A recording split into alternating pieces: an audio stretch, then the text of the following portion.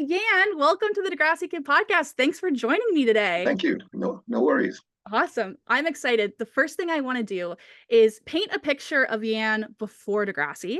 I know that you graduated from film studies at Queen University. That's right. And you were one of the first graduating classes that had kind of just started a few years before you got there. That's right. What was it that caused you to want to pursue film studies? What did the future of film look like for a young Yan Moore? It just seemed like a very, very exciting field. I always wanted to write, and that's why I took initially English literature at university.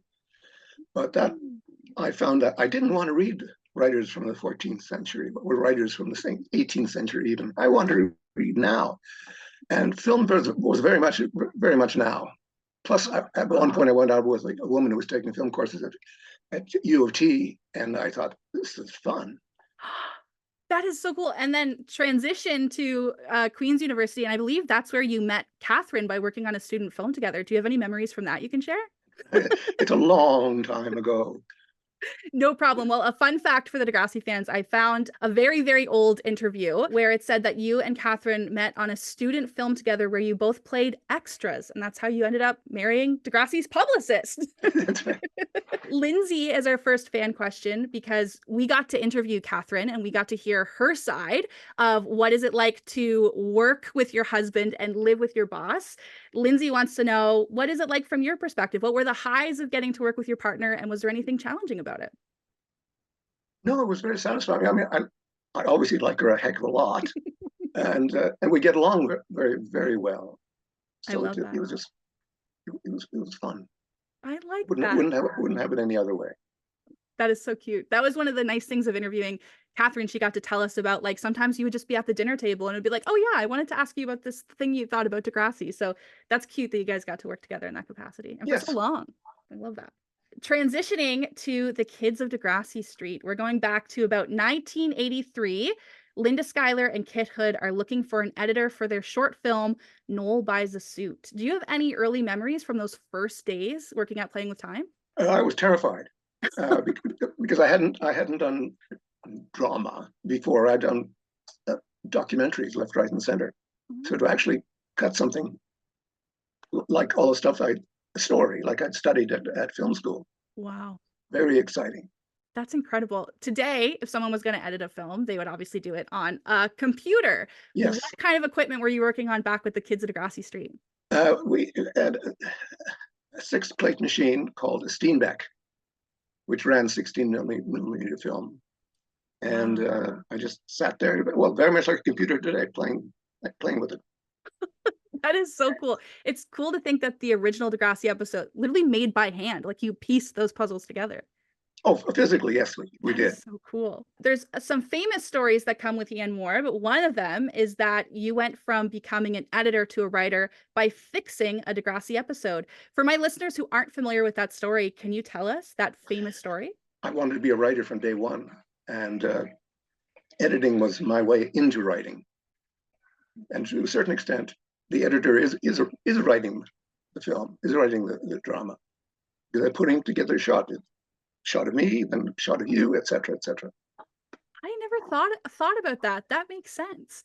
My understanding, I know Linda told us a little bit about it, is that there was kind of this story between Casey and Lisa fighting over a rabbit, Yes. but then the story structure didn't work, perhaps, and you had to go back in time. Was that the idea that you brought to it, if you remember? Well, I brought the idea of an envelope for it. Basically, that would begin at time, and then the two friends are reminiscing. Then we go back in time and tell the story. Oh. And then come back to them figuring out, well, they're glad that's over. Wow. And they learned their lesson. And that's the story from then on. Were you a writer at that point? Were you going forward, you're a writer? Yes. Wow, that's incredible. That one little moment of going, I have an idea, led to so much. Oh, and I had the idea on the streetcar on the way home, and I could barely contain myself. I just had to get home. That is so cool. Because I knew this was my break. Oh my gosh. That's incredible. It's cool to hear these stories from your perspective, because for so long they've just kind of been lore of, oh yeah, Ian Moore fixed an episode and then he became a writer. But imagine you on the streetcar saying, I have to go fix this Degrassi episode, not knowing what was lying ahead. That's just incredible. Our second fan question comes from a fan named Mike. He wanted to know, are there any Kids of Degrassi Street episodes or characters that you loved writing for? I loved writing for Lisa. Lisa. Is there any reason why Lisa? No, well, Stacy from day one was such a good actor, such a good performer, and so she was fun. I love that. And she's so connected to your story because you edited Noel Buys a Suit. That's her first episode. And you Yes. fixed Casey Draws the Line, which is another Yeah. Stacy episode. That's incredible. I love how connected she is in that. Of course, one of the episodes, the 14th episode of Degrassi, is called The Kennards Move Out, where Lisa Kennard moves out with her family to the West, and they have a real estate agent who comes to sell their house, which is played by Yan Moore. Oh, Do you, yes. do you remember what ended up with you being in front of the camera now? No. Well, no. Don't remember a thing. Do you remember the feeling of being in front of the camera? Yes, I didn't particularly like it. I thought I'd like it because all through high school, I acted in every opportunity I could on stage. Oh my gosh. But being in front of the camera, I kind of froze. I never would have picked that up in the performance because he seems like such a jolly, happy guy who's just happy to be there, and you never would have picked up on it. I may be a louse, but I'll sell you a house. That was my theme. That was iconic. I love that. I have a fan question that came in from Mike. In that episode, The Kennards Move Out, that's the very last time that we see characters like Ida and Irene, who were the first Degrassi kids, like episode 1, 2, 3. And he's curious if there was any decision around why those characters, Ida, Irene, Cookie, Noel, didn't really get a wrap up the same way that the other kids did. Do you have any memory about that? No, I think we were just moving on. And I was trying to introduce some of my own characters. And yeah, we just moved on. It was very informal. The whole thing was remarkably informal. That makes sense, especially because those first episodes, like Ida makes a movie 1 year, Cookie goes to hospital the next year, instead of building those season arcs. So that totally makes sense. Yeah, the most we ever did on Kids of was 6 episodes. The big Degrassi yearbook. Yeah. Aha. Yes. Can't fool you, can I? I love that. Well, that might even be part of the next question I have for you, is because you went from being editor to a writer to the head writer. And I'm curious if you learned any lessons from the Kids of Degrassi Street in writing that series that then transitioned you into writing Degrassi Junior High. Was there any lessons you took away from it? Yes, but I can't remember them at all, I'm afraid. That But yes, okay. I mean, the Kids of Degrassi Street was basically, for me, my postgraduate work. I was learning all the way along there. That's amazing. I always see the Kids of Degrassi Street as kind of like the stepping stones into Degrassi Junior High, because you can see those decisions being made of, okay, Noel's parents are fighting, but he's going to listen in. It's not going to be them by themselves. Or different decisions of, they don't go to an adult, they go to another kid for help. Mhm. And specifically the Degrassi yearbook, honestly, to me, kind of just feels like the precursor to Degrassi Junior High. Did it feel different for you for that? Well, we did more episodes than that. I wrote, I think, 5 of the final 6 episodes. That was a lot of work. Wow. We were just building, I think. Yeah, I love that. When it comes to telling stories, you're telling stories from the elementary age. Now you've gone a step up to Degrassi Junior High stories. What changed for you as a writer with that? We could deal with sex. We could deal with characters coming to terms with their sexuality. We could just deal with tougher topics. Yeah. Because we're dealing with a more sophisticated audience than the young ones.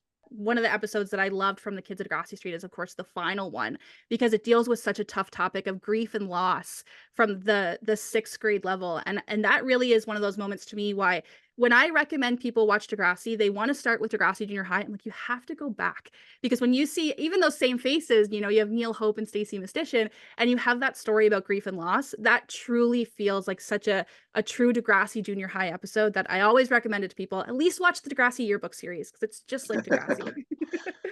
There is another famous story about the Kids of Degrassi Street when it comes to writing. The kids got to choose whether or not they wanted to remain their Kids of Degrassi Street characters, or if they wanted brand new characters for Degrassi Junior High. As the writer, what were you hoping for? Did you want to keep those characters you built going, or were you ready for a fresh start to start new at I was Degrassi Junior High? absolutely ready for a fresh start. The other question I was going to have is, in the lore of the story, there's always one kid who said that they wanted to keep their original character, but everyone else wanted to change. I take it there's no way you remember which one it was. No, I don't think so. Okay. Might be Pete. I was going to say, Might be John. if I had to guess, I would have to guess that it was John, because Peter and Alex feel like a continuation of each other. He's obsessed with money. He's doing all these schemes to get things out of people. He's the fundraiser person now. I would have to guess John. So I feel validated that that would Yeah, be your guess too. it was. Yeah. I love that. Okay, the kids are growing up, the storylines are growing up, and we're moving into the Degrassi Junior High and the Degrassi High era. How do you balance educational stories about pregnancy, sex, and drugs while still keeping them entertaining enough that kids want to watch it? As far as I was concerned, we were doing entertainment. As far as I was concerned, we were doing television for kids. And the educational thing was fine. That can help sell shows. Mm-hmm. I wanted to amuse people, give them a ride, have fun. That is so cool. I love that you led with entertainment first, and then whoops, we made the show that literally changed people's lives. That's incredible. Yeah, and all we were trying to do was be as honest as we could be. That's incredible, and it came through. I mean, it changed my entire life, and now I came out of the closet when I was like 15, and now I'm 30. And good for yeah, you. right. Just from watching Degrassi, I watched a character come out on TV, and then I was like, oh, that's what I'm going through. That's the experience that I'm having at home. And then now I'm still obsessed with the show. I'm going to find out every fact that I can about it. I did a little bit of research on you, and I read some of your old interviews. And in one of them, you said, we always start a story from the character. Rather than saying, let's do a show on homosexuality this week, we ask, how would Snake react if he found out his brother was gay? Why does that make such a big difference when you're a writer? Well, getting as close to the characters as you possibly can is really what storytelling is all about, I think. I like that. That's cool. In that same interview, you also said, I like having these characters that I'm sort of in charge of, and they're sort of in charge of me. Do you have any memories of a time a character might have surprised you while you were writing for them? But I was constantly surprised I like that. by the characters, because maybe I'm nuts, but to me, they're almost alive.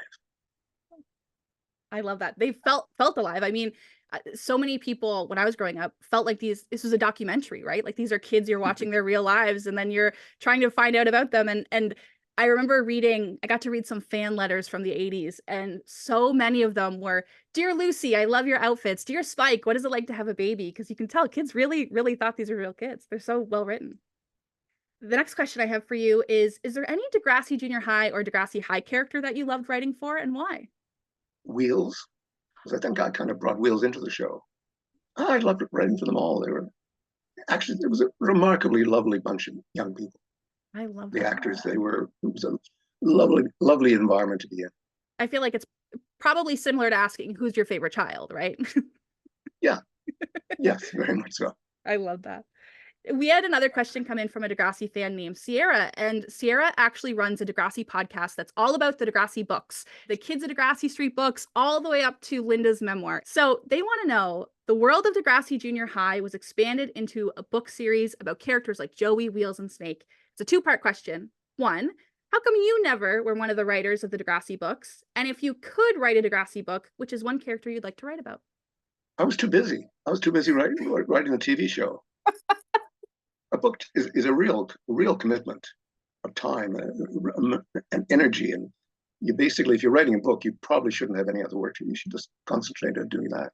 Plus, there's something really fun about writing scripts, especially a situation we were in where I got to then have a read through of the characters, listen to them, have their input into what they're thinking, and no, it was sort of one big large family.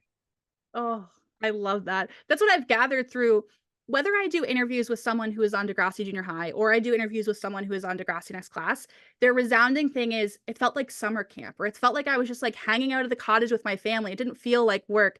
And it's so incredible that Degrassi was able to keep that through like 40 years of making television. It's incredible. If you could write a Degrassi book, is there a character you would love to expand more in the world of? No, no.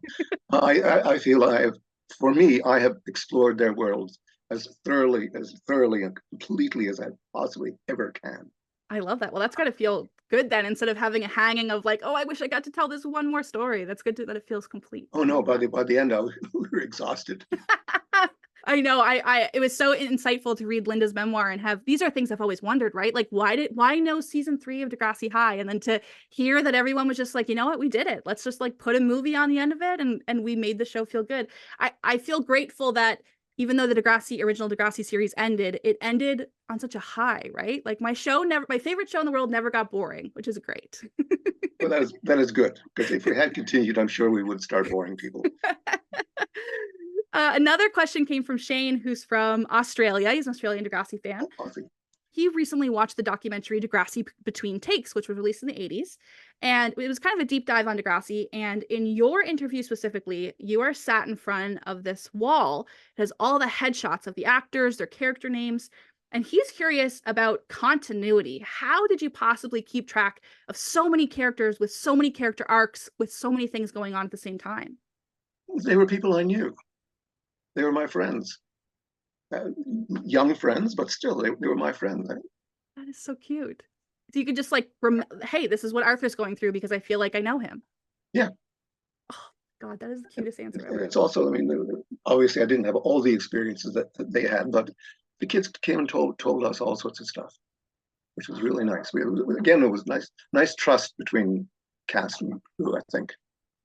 That is so cool. That's good. That's good to know as a fan who loves the show, knowing how much of that love was put behind the show as well. Shane was also curious about more minor characters. I have to assume when it comes to someone like Joey, you sit down and you're like, here's where he's going to start the season and here's where he's going to end. But when you have more minor characters, maybe like Simon, did they go through those same things, or was it just kind of like, oh, Simon would be great here, let's use him here? Simon would be great here. Oh, and perfect. and then you watch the actor perform it, and then that inspires you to see what other things can we get this guy to do. Oh, that's cool. It's like a launching point for the rest Yeah. of their character. Yeah. Oh, that's so great. That's probably how characters like Spike, for example, she has this one main episode and then now she has all these great things going on. Is that kind of how that works? Yes, very much so. In the pregnancy episode, there were 3 characters. Which one of the girls were we going to impregnate? And Caitlin got put aside because we couldn't do that to Stace. Yes, of course. And I've forgotten, obviously, Amanda. Yeah. Yes. Yeah. I think Stephanie, I think, was the third one. Yeah, I think that's right. Yes, that makes sense. That makes sense. Yeah. That's so cool. When you have those characters that have those full arcs, like Joey, for example, is there a goal you have? Okay, we want to start him here, we want to end him here. Is there a kind of goal to get him there? Do you want to see a change in him happen? Is there a certain thing you're looking for to happen to someone like Joey? Well, because to me he existed. Yeah, we just followed him.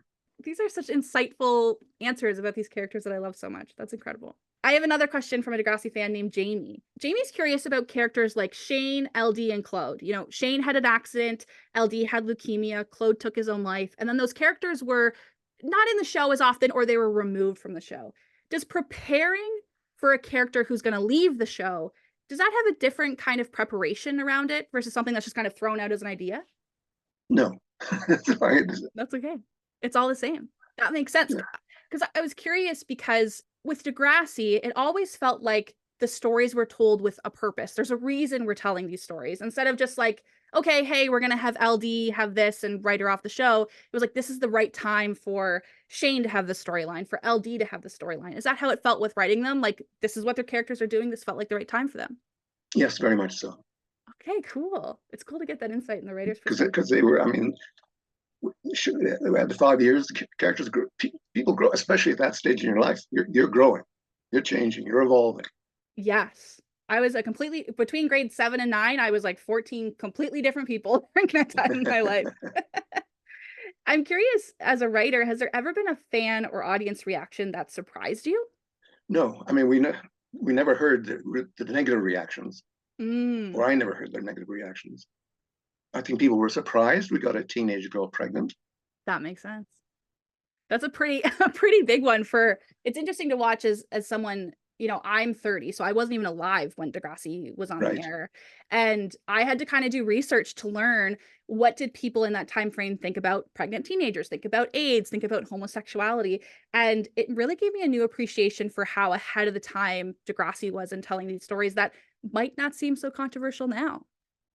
No, they wouldn't seem controversial now. One of the best things about Degrassi is that you guys had access to probably one of the best resources you could have for a teen TV show. You had real teenagers. Are there any Yes. memories that stand out where teenagers gave you feedback that you included? Afraid I don't remember. That's okay. I'm going to prompt you with some, see if it rejogs any of your Okay. memories, Okay, or good. even see if you agree or disagree with maybe their takes on it. The Degrassi cast suggested to drop the term broomhead in Degrassi High because he was getting too kiddish for high school. Is that a piece of feedback you would have agreed with at the time? Yes, Yeah, completely and totally. I love that. You notice, yeah, Broomhead did not make it to Degrassi High or Degrassi Junior High. Did it ever like upset you to hear this kind of thing? Or are you just like, yeah, okay, let's take it. Let's hear it. Let's take it, let's hear it. And Broomhead was not my invention. And I did look in a phone book subsequently. I found that there are actual people called Broomhead. So that ceased being an insult. We couldn't insult people like that. That's incredible. There's probably someone watching the show going, wait, what? This is my last name. Yeah, That's right. I read an article where one of the actors or one of the people said, I complained to Yan that after I made out with a guy, he treated me differently. And before long, our romance was in the script. Is that something that would happen? You would hear real teen stories and go, that's an episode. Oh yes, because I was no longer a teen. I was a married working man. And That's so yeah, incredible. they were a wonderful resource. That's incredible. I have two more that are kind of lore in the Degrassi world, and we'll see just if you remember them. Okay. Celiac, who played Yick, told his parents that Degrassi had it in the script that he had to get an earring, and Pat had driven the studio van, and then later Joey had stolen the car. Are those two things that you remember happening in real life and then making it into the scripts? Oh yes. Oh yes. Oh yes. Oh yes. Can you tell If us if, more talking to if Yick? Do you remember that? Or Celiac? see luck. Yeah. No, I don't remember that particular moment.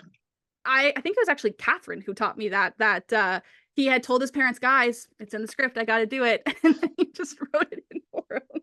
It's incredible. Yes, the kids learned that this was a very clever thing to do. Give Yan ideas. I like that. I probably would have asked to get my hair dyed because I always wanted to have cool colored hair in junior high school. My parents would never let me. I would have been like, sorry, it's in the show. Some of the big things that Degrassi talks about are topics like death, abortion, and homosexuality. The first one that I want to ask about is with Wheels losing his parents. What was it like for you to work so closely with Neil on this story? It was intense, is the Mm, only way to describe it. mm, Um, because I mean, every kid's nightmare is to lose well, most kids' nightmares to lose their parents. yes. And I had to go through all sorts of emotions. I I had to become a kid in those Oh, days, and it was really kind of I got to do better as an adult than I did as a kid. So that is so beautiful.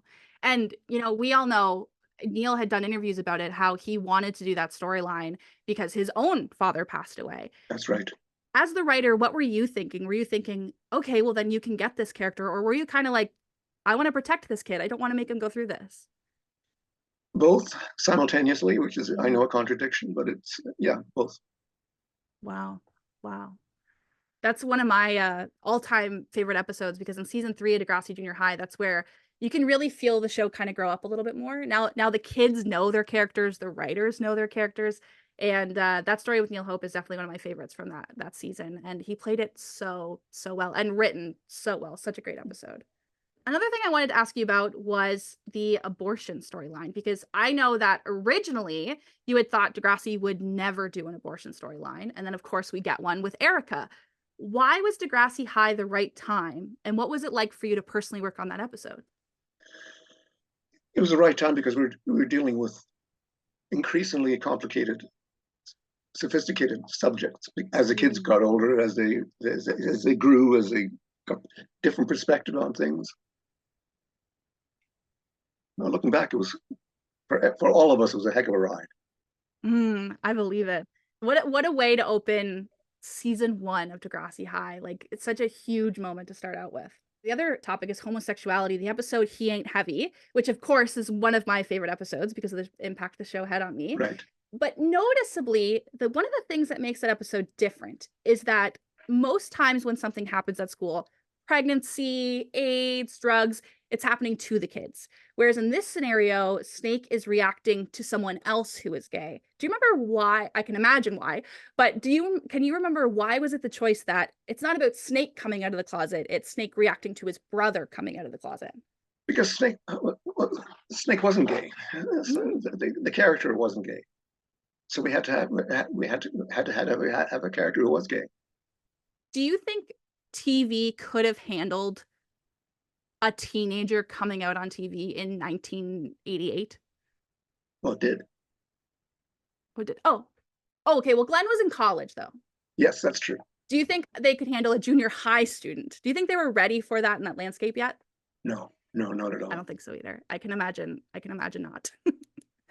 In the Snake book, he questions his sexuality. He has feelings for boys and girls. He feels certain ways about them, and he has a nice conversation with his brother about what does it mean? What do these confusing feelings mean? And his brother said, it doesn't matter. As long as you're you, just be yourself, and I'm going to love you no matter what. Do you think, was there ever a consideration that those kind of mixed feelings that they explore in the book would ever be a part of the TV show? Or is that just something that kind of ran with the book only?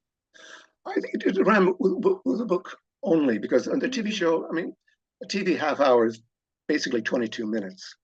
Mm. And that's not a whole lot of time to go from beginning to middle to end of a topic. That makes total sense. When we read through the book, I had also researched other queer stories that were happening on TV at the time. And literally 2 days later, there was a TV show called The Midnight Caller, where they had a bisexual man who he was sleeping with people and he had AIDS and he was intentionally infecting them. And it made me appreciate Degrassi so much to see they put this story on TV of a kid dealing with someone who is homosexual. They talk about AIDS in the episode because adults at the time were getting a very, very scary narrative of what it meant to be queer and in the closet. So I Yes. loved that episode for the timing of when it aired, even though maybe teenagers who were 14, 15 couldn't come out on TV yet. It made a huge impact that Snake was related to someone who was gay, and he just dealt with it as being a teenager. So that's one of my favorite episodes all time of the Oh, original good, series. good. I love that. That makes me kind of question about, TV. I personally don't think TV would have been ready yet for if you guys had like Snake or Spike or Snake or Caitlin come out. I think probably would have got backlash similar to the other episodes. But I'm curious, when it comes to, you have stories that you want to tell, and then you have a network that says, okay, well, these are the stories that you can tell. Was it ever difficult balancing that, especially with the types of stories Degrassi was telling at the time? If it was difficult, I was protected from it. Um, I don't think it was difficult. I think we with Angela Bruce were working with us at the CBC, who was open to all sorts of stuff and a very, very intelligent woman. And no, we never. I was surprised we got away with some of the stuff we did. Me too. I hadn't seen it, and to do it on a kids show. Yeah, that's incredible. I know in Linda's book, one of the stories that she shares is a piece of network advice was that they loved the stories, but they wanted the kids to sit down with an old lady at the end of the street so she could give them the valuable life lesson. What was your opinion about that? Did you appreciate that feedback? Don't get me started. Oh no, the whole idea that kids really can't really be kids. They have to go to an adult and ask the question. No, kids screw up left, right, and center, and that's how they learn. That's called growing up. Yes, every problem I had as a teenager, the first person I went to was my best friend. There was no way I was going to go tell my mom about my teenage woes. So I'm glad Degrassi. It's nice. It was fun to read Linda's book because you got to see the moments where it really shaped Degrassi, because that wouldn't be a true Degrassi value to have an adult swipe in. There's very little times that the adults really come into the storylines. So I'm so glad stuck to her guns and said, absolutely not. Right. One of the things that I got to ask Catherine about is she wrote the episode The All-Nighter, which is again one of my favorites. My top three are The All-Nighter, where the girls smoke pot at a sleepover, He Ain't Heavy, where Snakes reacts to his brother coming out, and It Creeps, Lucy's feminist film. Those are my three favorites. But I got access to this document where Kate Taylor from the US side gave feedback that The All-Nighter taught kids how to smoke pot. And they had suggested that, hey, don't pass the joint around, don't tell them how to smoke it. And you had written on it and said, oh, I don't agree, but we can change this. But however, I then went and I watched the episode, and all of the suggestions that Kate had made were not cut out, and they were actually in the final episode.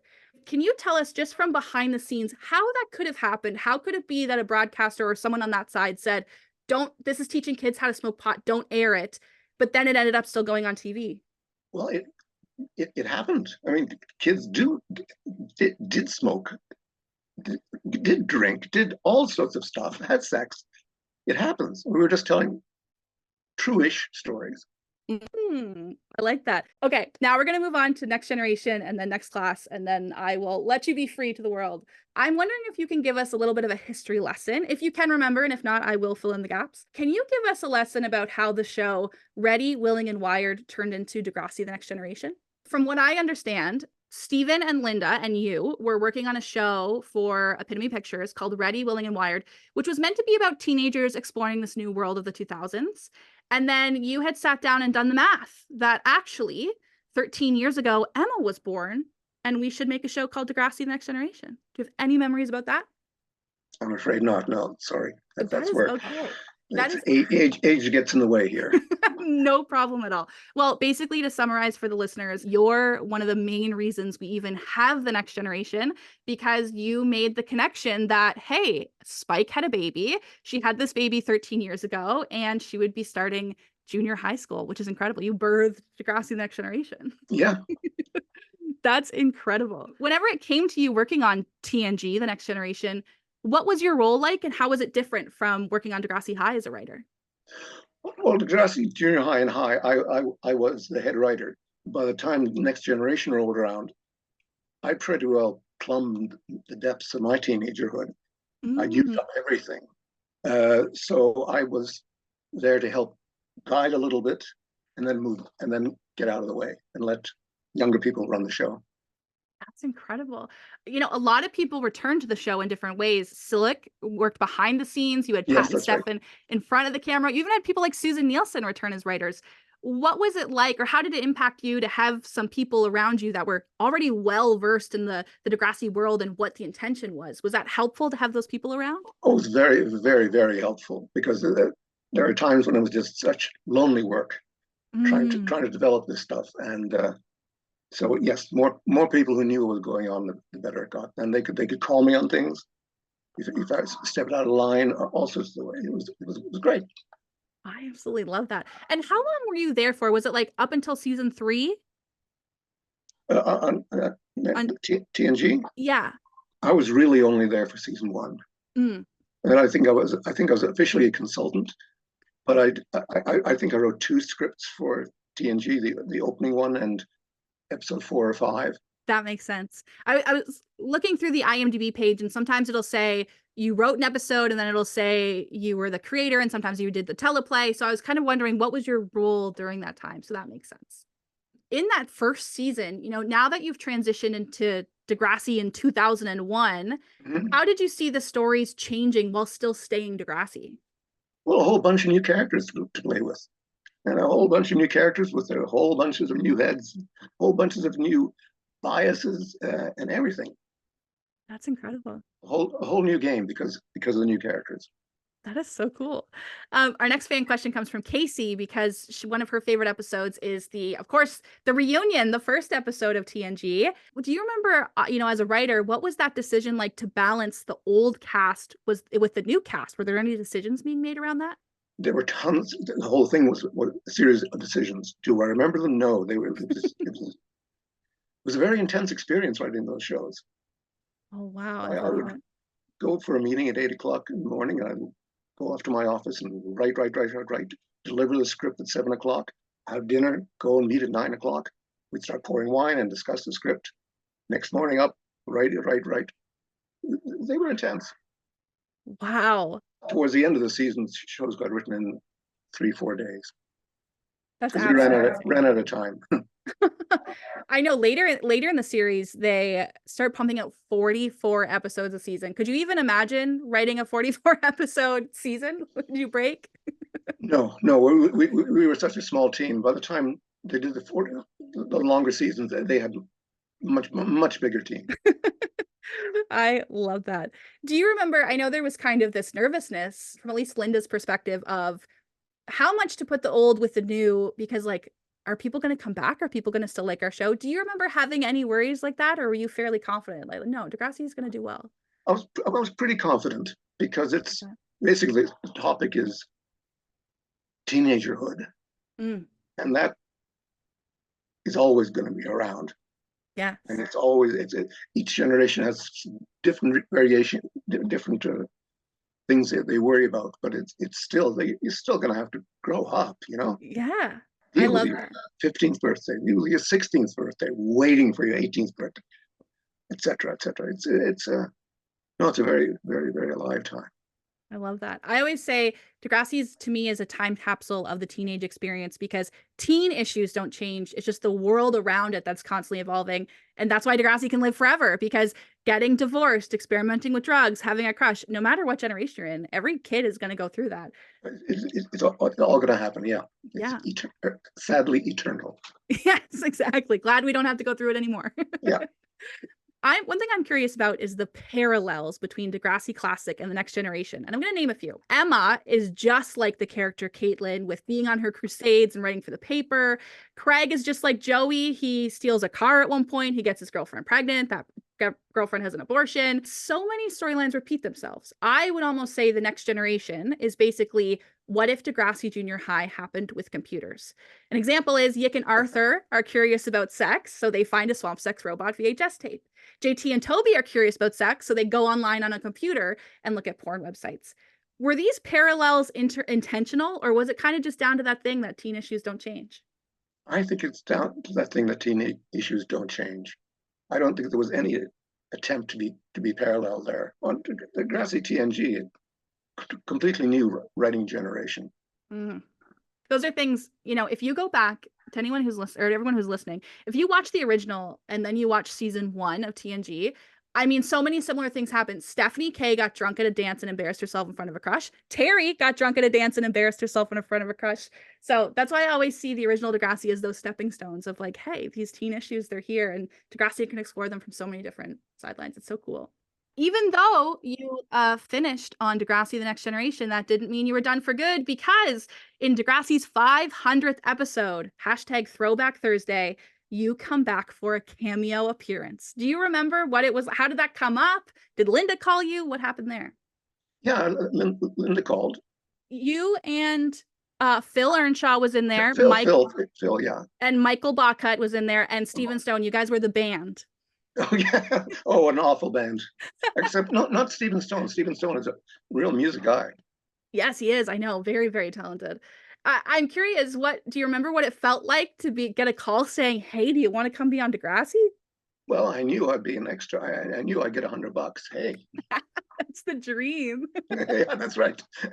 I love that. What was it like for you to return to this school? Now 500 episodes. You started editing episode 4 and now they've made 500. Do you remember what that feeling was like? Who are these people? Who are these people? I thought I knew Degrassi. Who are these people? That is incredible. I imagine it has to be kind of surreal that now the show has grown up so much that you're right. There's kids you don't even know who are starting at 14 telling those same stories that you were writing several years ago. I imagine that had to be crazy. Yes, very definitely. It's crazy. I'm curious in those in between years, you stopped writing around season 1. You're a little bit of a consultant. You come back for a cameo. Oh my God, like over a decade later. What was your relationship with Degrassi like in the middle? Did you stay caught up with the people? Did you ever catch the episodes on TV? What was your relationship like with Degrassi? No, I was kind of avoiding it. I mean, I was burnt out, Fair. very much so, and I needed other stories. That makes total sense. Now, these days, are you still staying close to those cast members? I know sometimes you guys go to Pat's big events that happen every year. What is it like to still be caught up? Well, but they're adults now, you know. I can't treat them like kids anymore. Some of them have kids, you know. I know, that's crazy. Soon they'll be the That's next Degrassi kids. I'm curious, you worked on the show for so long, and there was almost a Degrassi reboot, but it never came back. Do you think Degrassi should come back, or do you think it's told the stories that it needed to tell? I don't see any reason why it can't come back Mm, because yes, the basic issues are absolutely the same, but the world they're happening in is quite a different one from what we had in the 80s and even the early ooze. I totally agree. Even in Degrassi officially ended in 2016, and even since 2016, the world is so different. And I think these kids who grew up on Zoom and lived their entire lives in their bedrooms on a computer, I think they could really benefit if a show like Degrassi came back and showed those issues that they were facing. And plus, I love Degrassi, so of course I wanted to go on. Right. From a writer's perspective, if Degrassi did come back, what is one thing that you think the new series would need to still be Degrassi and not just another teen TV show? Well, to a certain extent, it was just a teen TV show. Hmm, that's true. An entertaining teen TV show. Yeah, entertaining and dealing with topics that kids can recognize. I like that. That's really cool. I got one more fan question for you left, and then two more final questions.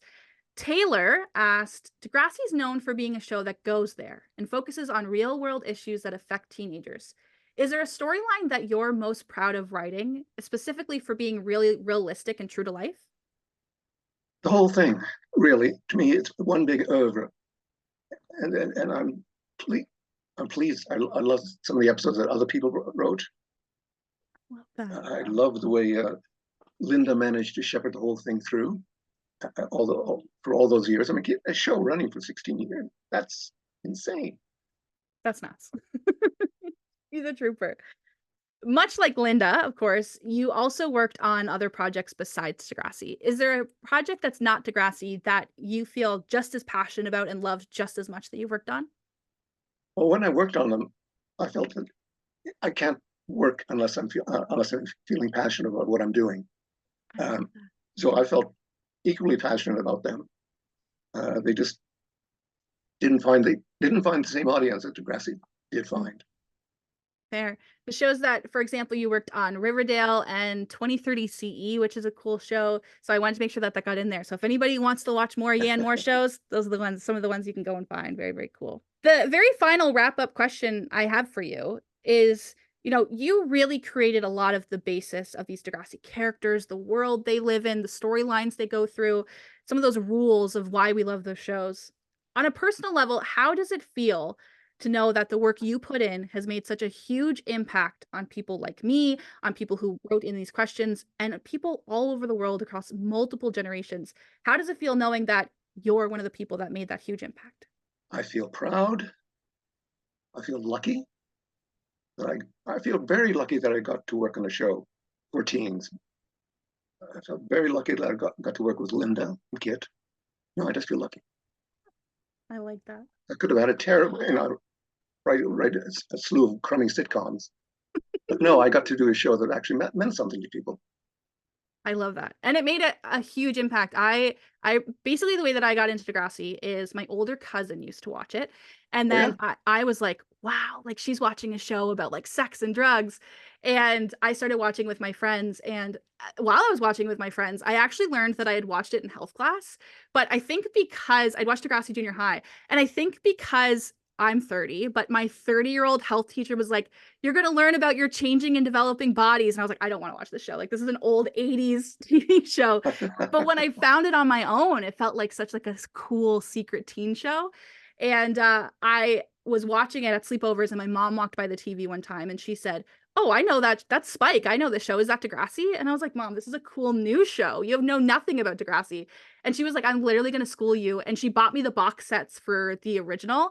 And I just fell in love with the show. Like, it's so honest and so real. And it made me feel like I was just going to school and living these experiences and then watching my friends have those experiences on TV. So, Yan, thank you so much. This is a dream come true that I've got to ask you every question I ever want to know about my favorite TV show. Thank you very much for asking me. It's incredible. That's all I got for you, unless you got anything else for me. Okay, no, that's it. That's it. Awesome. So Okay. have fun. Bye, Okay, Anne. Thank thanks. you so Bye bye. much.